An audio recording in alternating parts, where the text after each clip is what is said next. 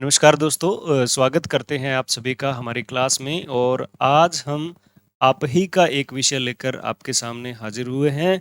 जी हाँ, आप लोगों के द्वारा कई बार ऐसी बातें कही गई कि सर हमें एक अच्छे प्लान की ज़रूरत है और अच्छा प्लान ही जो है सिलेक्शन का माध्यम है। जी हाँ, सिलेक्शन करवाने वाले बच्चे वो होते हैं जो अपनी स्टडी को बहुत ही अच्छी तरीके से इन अ स्मार्ट वे कंप्लीट करते हैं। और स्मार्ट वे कंप्लीट करना ही नहीं, उसके बाद बहुत सारी चीज़ें होती है और दो चीज़ें बहुत इंपॉर्टेंट रोल प्ले करती है। पहला है अच्छा प्लान और दूसरा है एक टेस्ट सीरीज। तो टेस्ट सीरीज और प्लानिंग के माध्यम से अगर आप स्टडी कर रहे हो, आप बहुत अच्छा कर रहे हो। तो उम्मीद करते हैं कि आपकी तैयारी बहुत अच्छी चल रही होगी और आपकी तैयारी को और अच्छा करने के लिए हमें ज़रूरत है एक सप्ताह की। ठीक है। तो हमेशा इसी प्रकार की बातें होती है कि क्या किया जाए एक सप्ताह में, या जैसे अभी मैं आपने देखा होगा कि एक सप्ताह में कैसे प्लान करें। तो एक सप्ताह की क्या ऐसी प्लानिंग हो जिसमें हम बहुत अच्छा कर जाएं, हमारा स्कोर बढ़ जाए, हमारी जो है वो रैंक बढ़ जाए और हमारा हमारा डर मिट जाए। सबसे बड़ी बात है, तो इसके लिए कुछ ज़्यादा नहीं, आपने बस एक थोड़ा-सा अपना ट्रैक चेंज करना है। आपका ट्रैक क्या है कि मान लीजिए हमारा टेस्ट है संडे को। हमारा टेस्ट है, मान लीजिए हमने संडे को ये सारी चीज़ें फेस की हुई है, इसीलिए बताई जा रही है। संडे को टेस्ट है। अब संडे वाले दिन जो है आप क्या करते हो? Just a minute. Hmm. Sunday वाले दिन आप क्या करते, संडे से पहले क्या करते हो? शुक्रवार को या तो आप जीके वगैरह-वगैरह, इस तरह से काफ़ी ज़्यादा बर्डन है ना, जीके इंग्लिश को मैनेज करना। तो कई बार क्या हो जाता है, इस तरह की परिस्थितियाँ आ जाती है कि आप सिलेबस प्रिपेयर नहीं कर सकते। तो अगर आप फ्राइडे को एक टेस्ट की तैयारी लगो और संडे को हमारा टेस्ट है, तो आप क्या करोगे? सामान्यतः आप क्या करते हो?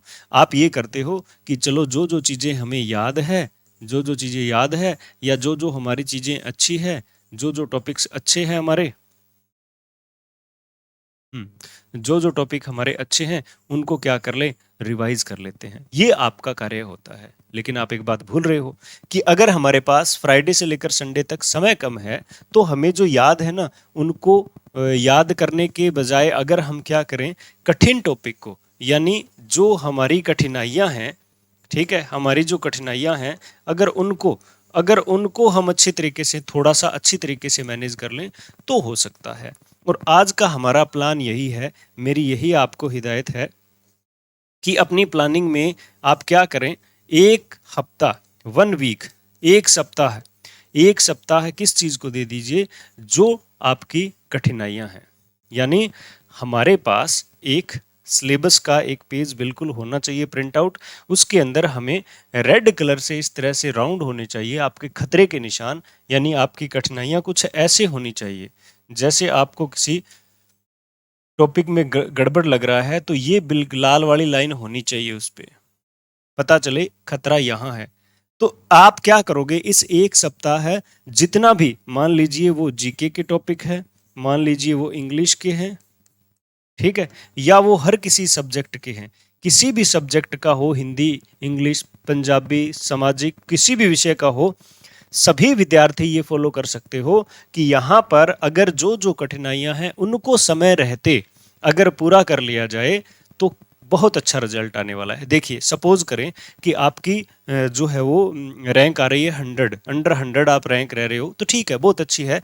ठीक है, अगर 600 700 800 में अगर आप 100 में रह रहे हो, तो इट्स गुड फॉर यू, अच्छी बात है। लेकिन मन ये कहता है कि क्यों ना हम पहले पे आ जाए, तो उसके लिए इन कठिनाइयों को सिलेक्ट करना है। तो इसके लिए एक प्रॉपर क्या होता है, समय होता है। मैं आपको बताता हूँ कि एग्ज़ाम से 15 दिन पहले अगर आप बात कर रहे हो 1 दिसंबर की, ठीक है, 1 दिसंबर की बात कर रहे हो, तो इस 1 दिसंबर से तो आपको कंप्लीट सिलेबस रिवाइज करना है। कंप्लीट जो है सिलेबस क्या करना है, रिवाइज करना है। रिवाइज करना है ना, कंप्लीट सिलेबस को रिवाइज करना है 1 दिसंबर से 17-16 के बीच में। तो वहां तो एक पॉइंट भी अपना नहीं छूटना चाहिए। तो अब ये प्रॉपर समय है। क्या क्या है कि इस एक हफ्ते, यानी मैं अगर बात करूं, अगर जिन बच्चों को पढ़ाई कम किया जाता, तो 1 तारीख से पहले, 1 अक्टूबर से पहले आप उन सारी कठिनाइयों को देखिए। 7 8 10 दिन बहुत होते हैं। आज 21 तारीख है, 9 9 दिन बहुत ज्यादा होते हैं। अगर आपके, अब ऐसा नहीं है सर मान तो सारा टॉपिक इधर लगे मैं क्या करा, तो थे एक अलग प्राणी हो। अगर आपको सभी टॉपिक्स ओके लग रहे हैं तो आप जो है अभी एक नॉर्मल नोट्स पढ़िए, उनके लिए मैं अलग बात बताऊंगा क्या होनी चाहिए। लेकिन जो लोग अच्छी टेस्ट सीरीज ज्वाइन किए हुए हैं, जो लोग रैंक में इम्प्रूवमेंट चाहते हैं, जिनका सिलेबस एक बार हो चुका है, जिन्होंने एक बार टेस्ट के माध्यम से या पढ़ के एक बार सिलेबस कर लिया है, उनके लिए क्या है कि ये कठिनाइयां जो है ना ये खराब कर रही है, ये उनको बढ़ने नहीं दे रही। पैर की मोच है ना, तो वो ये कठिनाइयां हैं, डिफिकल्ट टॉपिक्स है सब। एग्जाम्पल के तौर पे कुछ एक टॉपिक ऐसे होते हैं, जैसे मैं अगर मेरी बात करूं तो खनिज वाला टॉपिक बड़ा परेशान करता था। ठीक है, बहुत ज्यादा परेशान करता था खनिज वाला टॉपिक। ऐसे देखते थे ना खनिज वाला, ये तो नहीं आएगा। हुआ क्या, किया क्या, एक राजस्थान को अच्छी तरीके से, इस तरह से राजस्थान का जो है वो मैप बनाया अच्छी तरीके से। ठीक है, हर एक, ठीक है, हर एक किसी भी तरह से जैसा टेढ़ा बांका बनता है ना वैसे बना लिए। इस तरह से राजस्थान बनाया, कोई भी एक अच्छा सा राजस्थान बना लीजिए, कोई मैप देख लीजिए।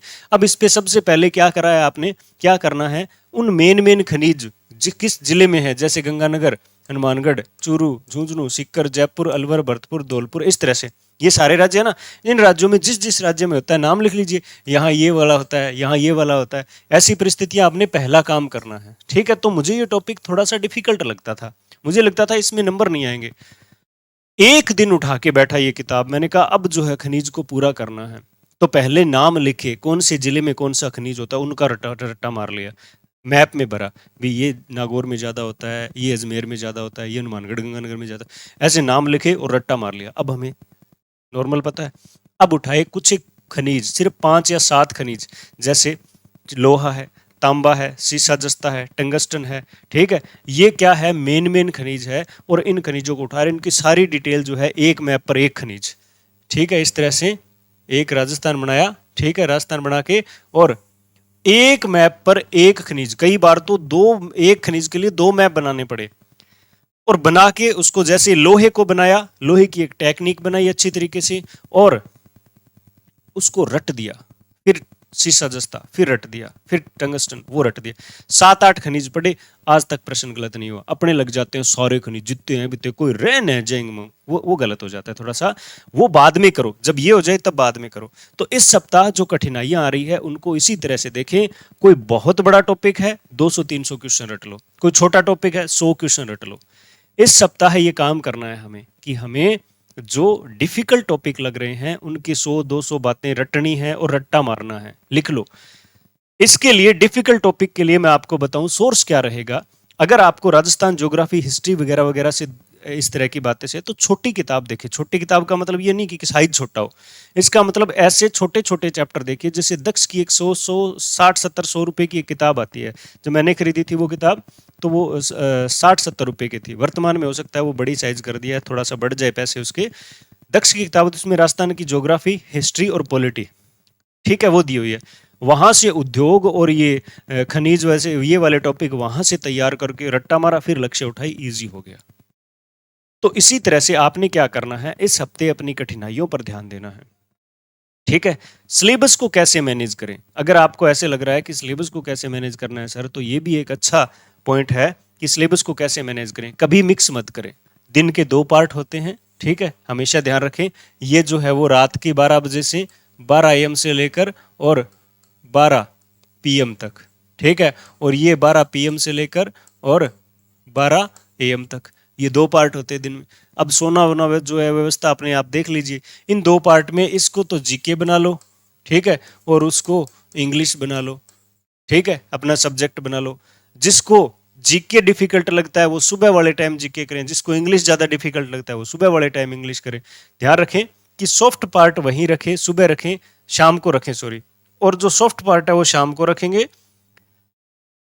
ठीक है, जो आपको लगता है इजीली हो जाएगा, इजी वे में हम कर सकते हैं।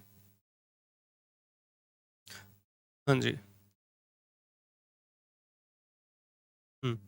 अगर आपको लगता है कि हम इजी वे में इसको कर सकते हैं, वो शाम को पढ़ें और बाकी दिन को पढ़ें। मैं इसके बारे में और प्लानिंग बताऊंगा। अभी 1 हफ्ते के बारे में आपका जिक्र किया है कि ये हफ्ता हमारी कठिनाइयों का है। अपनी जी जान लगा देंगे हम, अपने भयंकर तरीके से इनको रट के छोड़ना है। अपने कोई समझदारी नहीं आ रही है। किसी गुरुजी ने कहा था कि अगर कोई चीज समझ नहीं आ रही है तो भैया रट लो, तो रट लो ना, रट लीजिए। डिफिकल्ट टॉपिक्स को रटना जरूरी है। डिफिकल्ट टॉपिक्स को अगर इस हफ्ते कंप्लीट कर लिया, मैं बता रहा हूं अक्टूबर और नवंबर में जो टेस्ट आप दोगे उसमें आपकी रैंक देखना कितनी आगे जाती है, इंप्रूवमेंट देखना कितना आगे लगता है। हर रोज अगर एक टॉपिक करोगे एक पॉइंट का, जैसे हिस्ट्री का एक कर लिया, पॉलिटी का एक कर लिया, ऐसे भी किए तो इन 9-8-10 दिनों में के अंदर क्या हो जाएगा, आपके 15-16 डिफिकल्ट टॉपिक जो है वो सामने आ जाएंगे और आप उसको अच्छी तरीके से कर पाओगे। तो फॉलो करेंगे इस बात को। इस हफ्ते हम डिफिकल्ट क्वेश्चंस को ही पढ़ेंगे, इस हफ्ते हम डिफिकल्ट टॉपिक्स को ही पढ़ेंगे। एक नुकसान जरूर होगा, ठीक है, एक नेगेटिव पॉइंट है इसका, इस स्ट्रेटजी का। पॉजिटिविटी बहुत सारी है, हर हफ्ते हर टेस्ट में आपको पॉजिटिविटी देखने को मिलेगी। नुकसान है एक, क्या नुकसान है कि एक हफ्ते अगर आप एक ही चीज पढ़ोगे या डिफिकल्ट लेवल पढ़ोगे तो जो सिलेबस पूरा नहीं होगा आपका टेस्ट का, सिर्फ एक टेस्ट में सिर्फ एक ऐसा टेस्ट आएगा, एक ऐसा टेस्ट आएगा जिसमें आपकी रैंक जो है नीचे आ सकती है। क्यों आ सकती है? क्योंकि भाई आपने उस सिलेबस को जो आगे काम करना उसको टाइम नहीं दे पाए। हम कर रहे हैं भविष्य की प्लान, हम कर रहे हैं ये किसका किसका प्लान कर रहे हैं, 1 दिसंबर से प्लान, 1 दिसंबर का प्लान कर रहे हैं। इस 1 दिसंबर के बाद हमें कोई परेशानी नहीं हो इसलिए प्लान कर रहे हैं।